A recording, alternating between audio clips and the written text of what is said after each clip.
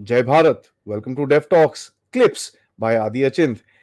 जैसे ही आपने मेरे बड़े चैनल जो डेफ टॉक्स बाय आदि है उसको आपने जिस तरह से सपोर्ट करा, उसी तरह से ये हमारे क्लिप्स के चैनल को, जहां पर आपको छोटे छोटे अपडेट्स, छोटे छोटे शॉर्ट्स और छोटी छोटी कहानियां मिलेंगी, इसी को भी सपोर्ट जरूर कीजिएगा। लाइक का बटन जरूर दबाइए, सब्सक्राइब तो ऑब्वियसली करिए, बेल आइकॉन दबाना बिल्कुल मत भूलिएगा। एंड हाँ जी, प्लीज अपने दोस्तों के साथ, फैमिलीज के साथ ये वीडियोस जरूर शेयर करिएगा। एंजॉय करिए ये क्लिप को। जय हिंद। झारखंड की तरफ आते हैं, आप बताइए जरा, झारखंड में थोड़ी पॉलिटिक्स अलग ही है। रांची, जमशेदपुर, तो आप देखिए मेरे को तो गिरिडीह से कुछ जी जी दिखता नहीं है सर कुछ बोलने को। इसमें तो बड़ा क्लीन क्लियर साफ सुथरा सा इलेक्शन हुआ है यहाँ पर। हाँ, गिरिडीह से आजसू लड़ रही है एनडीए से, वो जीत जाएगी। धनबाद से दुलू महतो लड़ रहे हैं, वो भी जीत जाएंगे। रांची से संजय सेठ, अब संजय जमशेदपुर सेठ से है। वरुण महतो। अब मैं क्या ही बात करूं, एक झारखंड है और एक छत्तीसगढ़, और आज जो वोटिंग हुई है हरियाणा में, इन तीनों ने जो मुझे एक अलग होप दी है। ये अलग डायरेक्शन में, छोटे स्टेट है, 10-10, 12-12 से 14-14 सीट वाले स्टेट है, लेकिन जो एक अलग होप दिया है ना, वो कुछ अतरंगी सा है। वो बड़ा मुश्किल है। देखिए, मीडिया में बहुत हवा बना था हरियाणा को लेकर के। झारखंड आपने बना हुआ बिल्कुल है, अभी भी बना हुआ है। फर्जी है सर, फर्जी है सर। मैं आपको बता रहा हूं, या तो 9 सीट पे जीतेगी बीजेपी, या हो सकता है जी। संभवतः 10 जीत जाए, वाह। क्योंकि रोहतक में फंस गया। दीपेंद्र हुड्डा रोहतक में बहुत बुरी तरह से फंस तो गया। वो तो सर कांग्रेस अगेंस्ट कांग्रेस हो गया ना। अब वो अगर हरियाणा, झारखंड में तो कुछ है नहीं ना और बात करने को, वो तो क्लीन मतलब स्वीप ही है। तो आते हैं फिर इस पे ही, रोहतक पे। सर बताओ, ये जो कांग्रेस वर्सेस कांग्रेस हो रहा है उधर पे, पता नहीं कौन किससे लड़ रहा है, ये नहीं पता मेरे को, बट एक दूसरे के ही वोट काट रहे हैं। जितनी बड़ी बड़ी फैमिलीज हैं, बंसीलाल, ये वो जितने भी हैं, वो एक दूसरे को काट रहे हैं। ये लोग क्या क्या निकलेगा क्या इसमें से? आप देखिए सर, रविंदर ने भी अच्छा वोट काटा है, जो जजपा हम्म से है। और काटा तो सबने काटा है। हाँ, और दीपेंद्र हुड्डा को भी वोट मिला है। लेकिन जी। इस बार जो मैंने हरियाणा में एक चीज देखी है सर, जाट माइनस जो 35 बिरादरी एक हुई है ना, इसका कोई सॉल्यूशन नहीं है अपोजिशन के पास अभी। देखिए, होता क्या है ना कि जब एक कास्ट डोमिनेंस पर जाने लगती है, उरूज पे जाने लगती है और हद से ज्यादा डोमिनेंस करने लगती है, तो रिजल्ट यूपी सा होता है। देखिए, यादव कम्युनिटी का डोमिनेंस इतना बढ़ गया कि पूरा उत्तर प्रदेश यादव माइनस ओबीसी हो गया, और वो भाजपा का होने लगा। अब ये चीज जो है, ये फॉर्मूला इस बार मैं छत्तीसगढ़ में लोकसभा में देख रहा था, लेकिन मैं देख रहा था कि अलग अलग लोग अलग अलग एनालिसिस कर रहे हैं। अच्छा, मैं हरियाणा का एक्सपर्ट भी नहीं था, और ये मेरे लिए पहली बार है कि मैं हरियाणा को अलग नजरिए से चूंकि देख रहा हूं, क्योंकि मैं पहली बार कर रहा हूं, तो मेरा नजरिया ऑब्वियस है कि अलग होगा। एक ऑब्वियस रीजन हो जाता है। हालांकि असेंबली इलेक्शन में मैंने देखा था, तो मैंने बताया था कि चूंकि करनाल से जो लड़ रहे हैं इस बार चुनाव, वो मनोहर लाल खट्टर साहब मुख्यमंत्री हैं, और उनके प्रति एंटी इनकम्बेंसी इस वजह से हो गई थी क्योंकि मुरथल में बहुत सारे कांड हो गए थे, वो जाट आंदोलन हो गया था, तो एक सेंटीमेंट बन गया था। इस बार सेंटीमेंट का कारण पता है सर क्या? कोई विश्वास नहीं करेगा। ये जो हरियाणा बॉर्डर पर किसान आंदोलन हुआ ना, हाँ, और जो उसमें उन्होंने काम किया, वो तो दूसरा, हाँ, दूसरा काम हुआ सर, जो वो रॉयट हो गया, जो शिव जी की यात्रा निकलती है, और उस दौरान जो वो पूरा रीजन हरियाणा और राजस्थान के बॉर्डर पे जो पड़ता है, वहां पे जो पूरा हो गया। दूसरा वो मेवात वाला कांड हो गया, नूह वाला जो हुआ। इन सब के अलावा ये सारी रिफ्रेशिंग मेमोरीज होती हैं, लेकिन एक तात्कालिक कारण होता है। ये जो पहलवानों के नाम पर आंदोलन चला, देखिए हरियाणा की मैं एक बढ़िया बात बताता हूँ, बड़ी प्रोग्रेसिव बात है दर्शकों के लिए। इस वक्त हरियाणा के लगभग 90% घरों में ओलंपियन एक आध ओलंपियन की तैयारी कर रहा है। हर घर में ओलंपियन तैयार हो रहा है, बहुत हो रहा है। हाँ। क्योंकि खेलो इंडिया ने 1000 करोड़ का बजट सैंक्शन किया। आप बताओ सर, आज तक ये हुआ ही नहीं था ना। ओलंपिक्स के लिए सरकार के पास बजट कहां थी? खिलाड़ी स्लीपर कोच में जाते थे, जूते खरीदने को पैसे नहीं। और एक ही बार ओलंपियन की तैयारियों के लिए स्पॉन्सरशिप मिलने लगना, फिर उसके बाद 1000 करोड़ का सरकार की तरफ से खेलो इंडिया प्रोजेक्ट लॉन्च हो जाना, और हर साल उसका बजट बढ़ता गया 800 करोड़ से शुरू होते होते। तो वो गुड अलग पॉइंट। ढंग का इम्पैक्ट क्रिएट कर रहा है कि बीजेपी सरकार लोकसभा में हमको चाहिए। क्यों? क्योंकि डायरेक्टली वो हर घर को इम्पैक्ट कर रहा है। ये बड़ी पॉजिटिव बात है जिस पर कोई भी मीडिया और सेफोलॉजिस्ट बात नहीं करने को तैयार। मैं वही बोलने वाला था, किसी और ने नहीं बोला सर, ये मैंने कहीं पढ़ा नहीं। This is a shocker to me as matter fact, तो मैं खुद एक्सेप्ट करने को राजी हूँ ये। मैंने इसीलिए कहा कि क्या होता है ना कि जब एक न्यूट्रल आदमी जाता है ना तो उसका नजरिया थोड़ा सा अतरंगी हो जाता है। क्यों? क्योंकि मैं साला बिहार में बैठा हूं और यहाँ पहला डायलॉग जो बाप मारता है, पढ़ोगे लिखोगे बनोगे नवाब, खेलोगे कूदोगे होगे खराब। हम्म। वहां एकदम डेड अपोजिट में देख रहा हूं। टर्फ बन रहे हैं, बैडमिंटन खेल रहा है, भाला फेंक रहा है, दौड़ रहा है, कूद रहा है, बॉक्सिंग है, कुश्ती तो खैर खून में ही है। और इन सब के लिए सर मैट के पैसे नहीं होते थे। अब मैं बहुत जो अलग बहुत अलग बहुत अलग खराब, बहुत खराब, बहुत खराब। अलग अलग वहां पे जो इंस्टीट्यूशंस हैं जो इन सब की तैयारियां करा रहे हैं, मैं उनसे मिला हूं सर। वो लोग कह रहे हैं कि मोदी सरकार ने जो चमत्कार किया, हमें जो रिकॉग्निशन मिल रहा है, वो तो हम सोच ही नहीं सकते थे कि कांग्रेस के लिए उसके पास फंड ही कहां थे। ये सब कांग्रेस के लिए तो बहुत बकवास चीजें थी। और हम्म। आप देखिएगा सर, आने वाले समय में ओलंपिक्स में इंडिया और बेटर परफॉर्म करेगा, क्योंकि अब हम लोग अलग ढंग की ओलंपिक की तैयारी कर पाने में सक्षम है। So this is amazing. We should appreciate such positive moves. Absolutely. लेकिन इस देश में कोई बात ही नहीं करता पॉजिटिव्स की। एब्सोल्युटली, हिंदू आई बात थिंक होगा, ये मुस्लिम। तो बीजेपी से भी मिस हुआ है सर। अब देखिए नेशनल मैं जी कंटिन्यू। नैरेटिव में लाने से ये कहीं ये मिस हुआ है।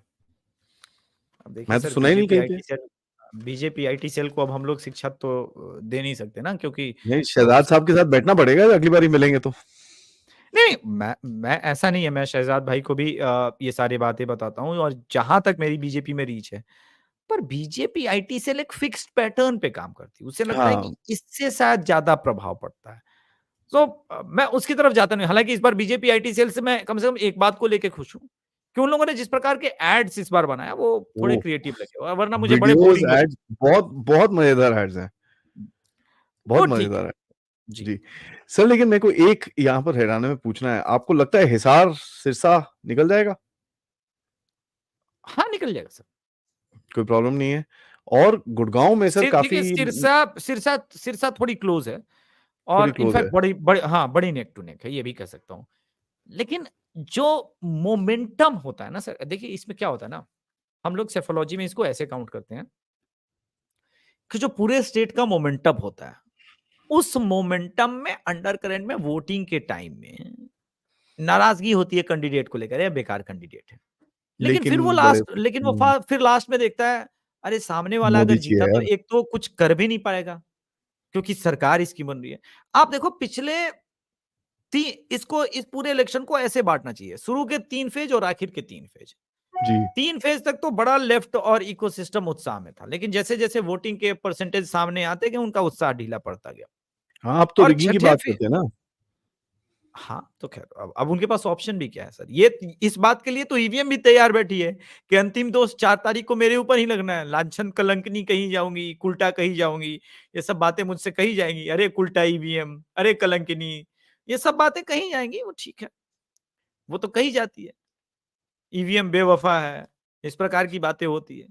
किंतु वास्तविकता ये, मैं आपको एक बड़ा मोटा-मोटी रफ एस्टीमेट बताता हूँ सर। जी। उत्तर प्रदेश में 10% मुसलमान हैं। सॉरी 19% मुसलमान हैं और 10% यादव है। सपा का कोर वोट बैंक तो माई ही है। अब आते हैं कि पिछली बार सपा के साथ क्या बेनिफिट था। सर पिछली बार समाजवादी पार्टी या महागठबंधन के साथ सुनिए, 10% यादव, 13% जाटो, 19% मुसलमान और लगभग 4% जाट वोटर। वो कितने मिले वो सेकेंडरी बात है, लेकिन इसका एक गठबंधन तो था। इस बार क्या है सर, जाटो तो कंप्लीटली अलग है। और जाट वोट जिसको बोलते हैं, जो 50-50 पिछली बार गया था वो तो 100% एनडीए में गया है, वो तो गया ही नहीं है समाजवादी पार्टी को। पूरा पूरा पूरा तो आपका जो बेसिक मैथमेटिक्स है ना सर डेटा पकड़ने का, वही गलत जा रहा है। आप जयंत चौधरी के जाने के बाद भी सोच रहे हो कि पश्चिमी यूपी में चाहे मुरादाबाद हो, मेरठ हो, मथुरा हो, बागपत हो, नगीना हो, सहारनपुर हो, आप सोच रहे हो कि आपको वोट मिल रहा है। तो आप अंधे हैं सर, मैं क्या कर सकता हूं। अच्छा, नगीना सीट में एक और बात जो समझना है कि बीएसपी का भी कद्दावर नेता और समाजवादी पार्टी कांग्रेस से भी जो अलायंस वाला था वो भी कद्दावर, और चंद्रशेखर रावण भी कद्दावर। तो इनका ये मानना है कि भैया समाजवादी पार्टी का तो वोट नहीं बढ़ता, वो कंप्लीट उनकी तरफ जाता है, लेकिन भाजपा का वोट बढ़ जाएगा। अरे भाई साहब, आपका कैलकुलेशन गड़बड़ है सर। मुस्लिम पोलराइजेशन जहां पर होना है 100%, जहां पर बीजेपी को एज है, आप वहीं पे कह रहे हो कि बीजेपी का वोट बढ़ा है, और अब आप पूर्वांचल में कह रहे हो कि जातियों में बटा है। तो इनका अतरंगी व्यू पॉइंट होता है। 4 तारीख को ईवीएम पर ही सारा दोष आना है, यही यथार्थ है सर। जी। क्या बोले इन लोगों को सर, मैं तो परेशान हो गया। अब चलो सर, फिर 1 मिनट जम्मू कश्मीर पे भी सलाम दुआ कर देते हैं। वहां पर बहुत ही मजा आ गया, अनंतनाग जैसी सीट के ऊपर 51%।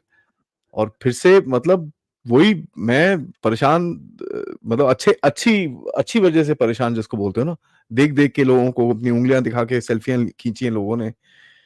सर एक चीज याद करनी पड़ेगी हमको, जो हमने पिछली बार ही डिस्कस नहीं करी थी, ये लोग अपनी शक्लें डाल रहे हैं ऑनलाइन।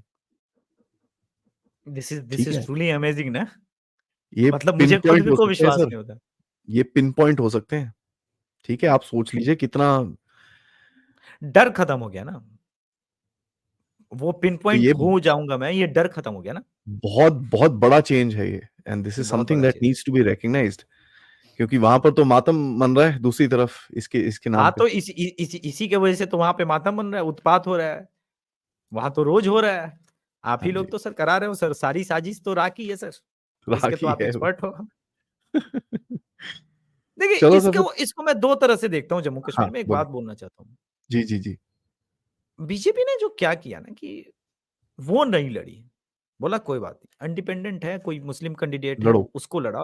लेकिन ये जो मेक श्योर करो कि ये जो परिवारवादी पार्टी जो जम्मू कश्मीर को इतने दिन से खून चूस के कर रही थी ना, उसको इनको सपोर्ट हटाओ। करें बाद में। हाँ, बाद में ये लोग एनडीए में आके हमें सपोर्ट कर लेंगे, नो प्रॉब्लम। हम्म। पहला पॉइंट। अब आप देखो कि मियां अल्ताफ अहमद जो जेकेएनसी से खड़े हैं और पीडीपी से महबूबा मुफ्ती। सर, जी महबूबा मुफ्ती अपने घर में अगर परेशान है तो आप सोचिए दुख और दुविधा का क्या आलम है। सर, कहती है मेरे आउटगोइंग कॉल बंद कर दिए, मेरे ग्राउंड वर्कर को उठा के जेल। किसने कहां पर यार, कुछ नाम नहीं लेने को तैयार, नाम नहीं लेने को तैयार। कहती है मेरी आउटगोइंग कॉल अब उसमें मोदी का क्या कसूर है यार।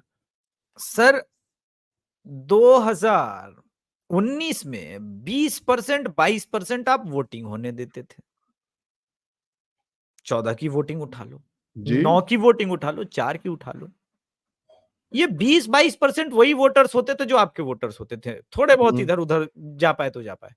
अब प्रॉब्लम है कि इन्हें भी पता है कि इस बार तो 45% हो गया, वो शाम को आते आते 50% हो जाएगा।